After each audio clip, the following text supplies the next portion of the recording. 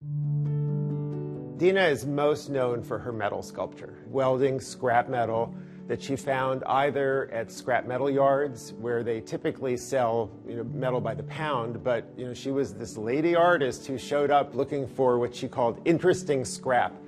And then she also went to flea markets, and that's where she found a lot of rusty old tools and chains and more novelty items. She created these artful assemblages that were based on the lessons of abstract expressionism.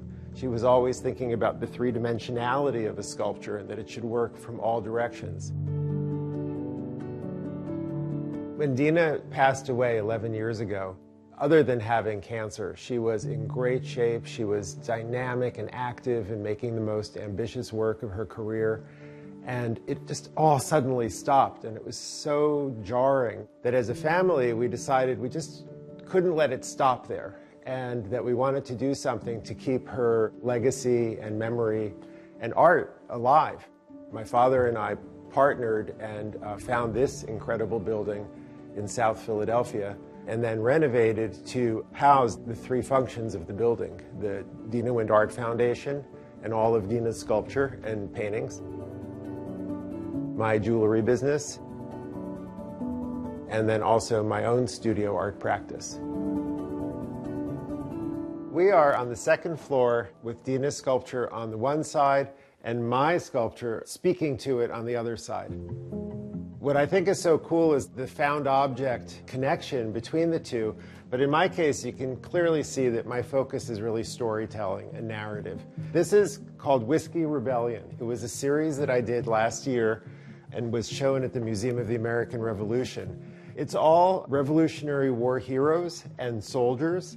They're whiskey decanters from the 1960s that were collectible. In a lighthearted way, I wanted to just, poke a little fun at them and question that heroism, using the language of jewelry, using the language of monuments, and creating these pedestals out of self-help books and business books, contemporizing the whole thing, and just saying that, yes, they were heroes, but there was room for expansion and interpretation from a more modern perspective. I went to art school in the 80s and found myself making jewelry. The jewelry was found object-based, which I definitely got that gene from my mom. She started wearing the brooches that I was making as a proud mom. And within a few years, she had this aha moment where she took her sculptures, which up until then had always been based on pedestals or the floor. And she said, "John, I'm going to create brooches for buildings," which were essentially wall reliefs, but she had never hung her sculptures in that way. I just love that connection. She inspired me, and then I inspired her in return. This is the ultimate brooches for buildings installation of Dina's. It's School of Fish. She worked abstractly. She was not thinking about fish when she started making these forms, but I think after the fact she looked at it and suddenly went, oh, they really do look like fish. The saw blades become fins. Then she leaned into that idea and created waves with this rusty old chain, and thought of the entire wall as her canvas to create this installation. This is a fragment of Hanging Gardens of Babylon.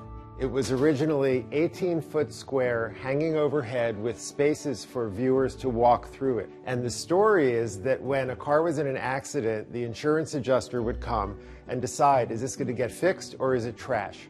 And by keeping the word trash on the sculpture, she's saying, I know what you think, but I know it's really beauty.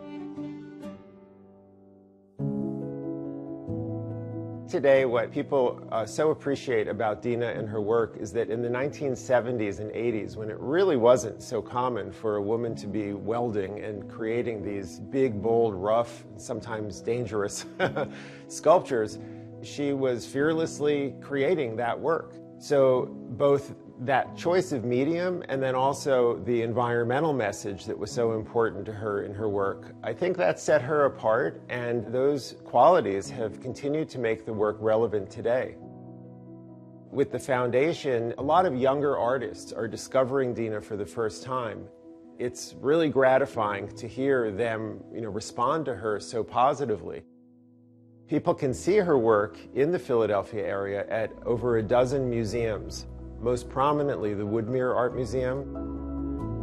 Grounds for Sculpture in Hamilton, New Jersey is another great spot to see her work. We really are a museum of Dina's work, and to celebrate that, on the second Tuesday and second Saturday of every month, there's an hour-long tour that I've been leading, and it culminates with some refreshments on our sculpture deck. You get 2 in 1. You get Dina's art and you get my art as well. Both are anchored in the love of found objects and assemblage. It's a cohesive and fun and surprising tour.